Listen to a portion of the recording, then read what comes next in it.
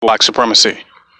And with this particular video, I want to talk about how R. Kelly is basically being persecuted for giving out good dick.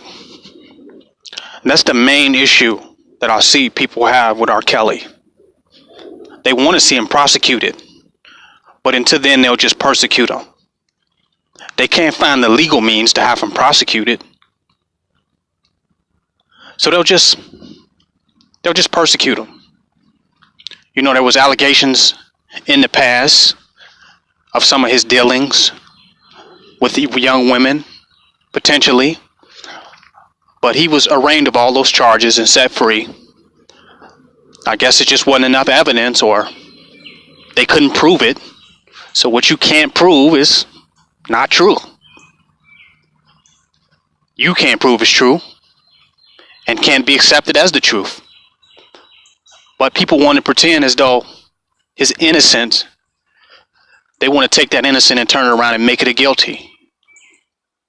But it's interesting that the black hatred is so deep that even though the system is a problem for black people, and it's our number one and major problem, the system of white supremacy, that black hatred even trumps white supremacy. Like, black hatred is on automatic beyond white supremacy, because even the man that made up the laws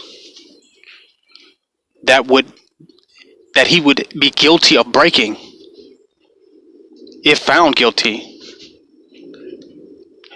when that man says he's innocent, when that man's system says he's innocent of the laws that man made, of those man-made laws made by that white man, when that white man say he's innocent, Negroes is still saying he's guilty, because Negroes know the white man's laws better than the white man that made the laws. So when it comes to hating a black man, even the white man can't even get you off, because he's still guilty in the black court of law. He's still guilty in the black collective consciousness of laws we didn't make, that were not set up to benefit us, that were only set up to usher us into the prison industrial complex, from school to prison pipeline. The laws were not made for us. They were made to lock us up. That's why we're 12% of the population and 40% of the inmates. The laws weren't made for us or made by us.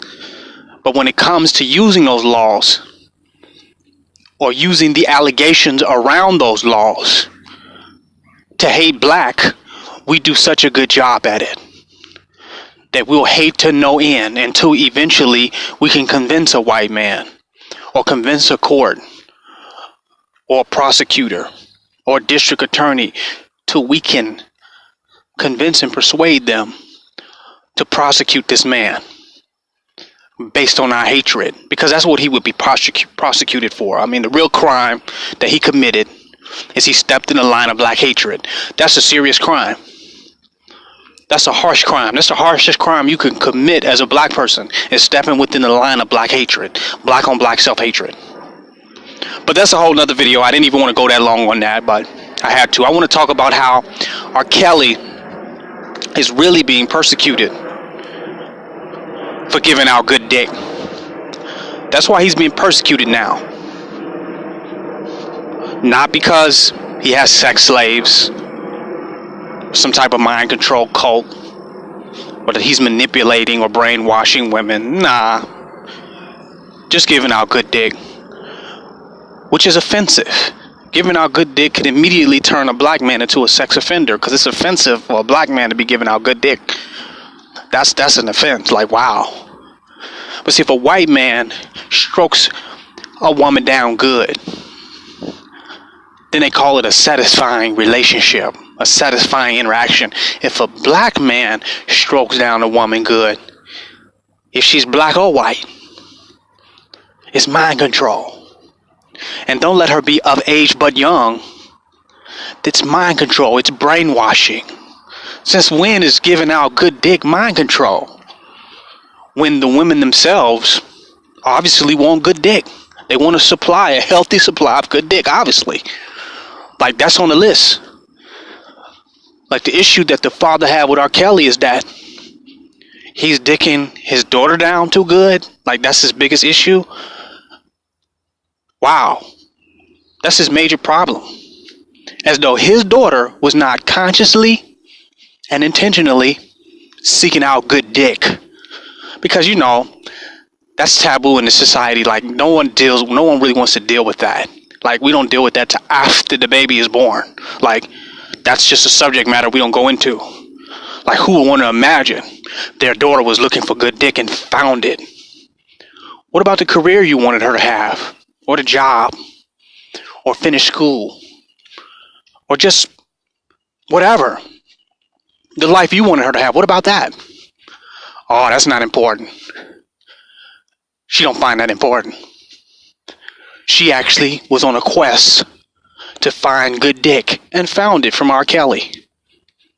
Age wasn't nothing but a number, even though he's almost 50 or 50 plus, and she's slightly of age or older, or a little older, but still young relatively. He's old enough to be her father.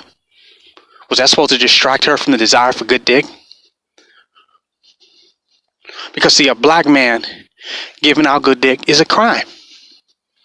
Because that is the white man's fear. That is the white man's phobia.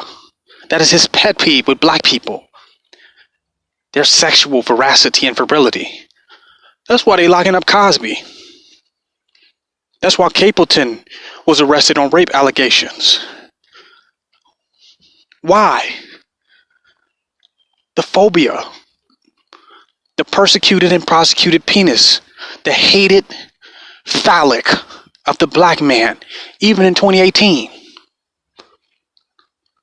All R. Kelly did was founded women that wanted good dick and gave it to them. They ain't been home since. We talk about domestic abuse, violence in relationship, divorce, all this. And we act like that's not related to the distribution of good dick.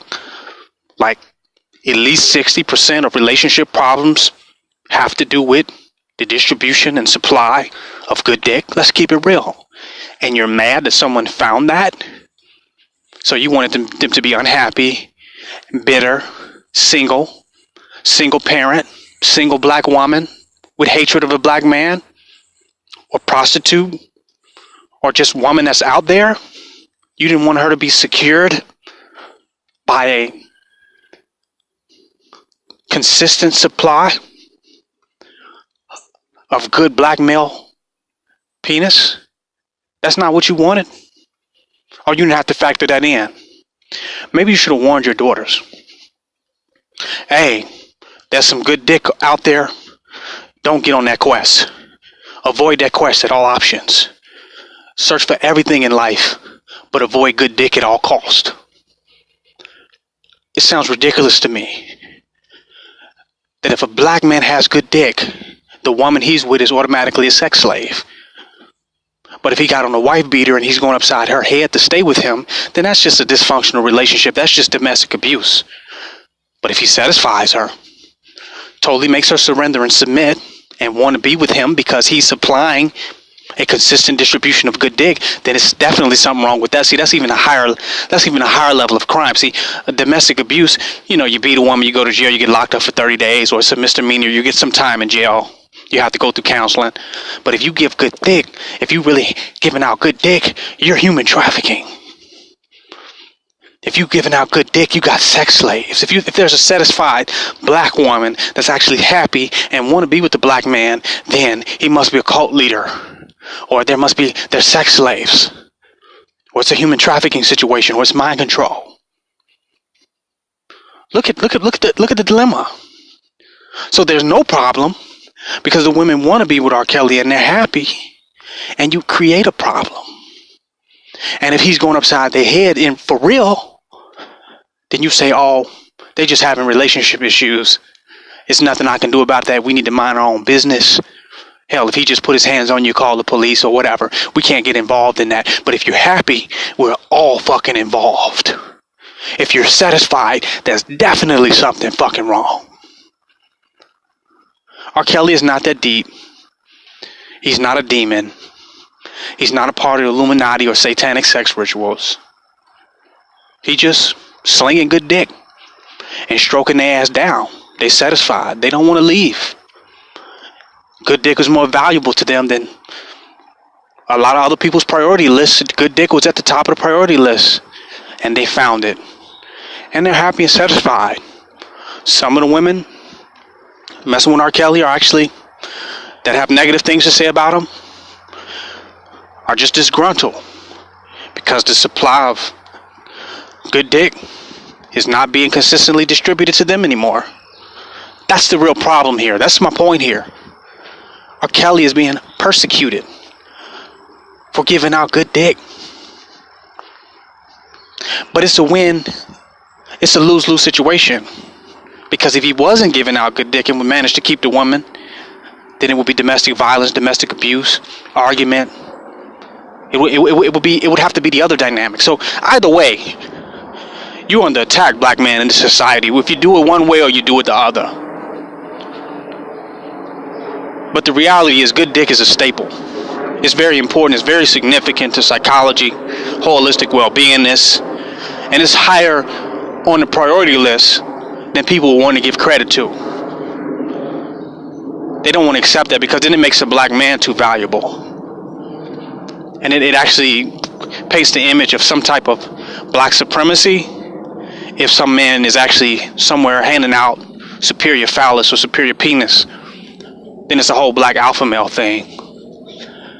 And it's a fear of black masculinity, which is why we live in a society that seeks to effeminize the black man, effeminize black boys, because it's the fear of their real masculinity, of their real potency, of their sexuality, and of their dominant sexuality and dominant ability to truly satisfy a male. If they don't lose their masculinity through all the effeminization and the diet and the terrible eating and all that, eating habits and the toxicity and all that, if they survive the conspiracy to destroy black boys, if they survive that conspiracy, they'll be superior gunslingers. And you know what type of gun I'm talking about. It's King Noble Black Supremacy. Signing out.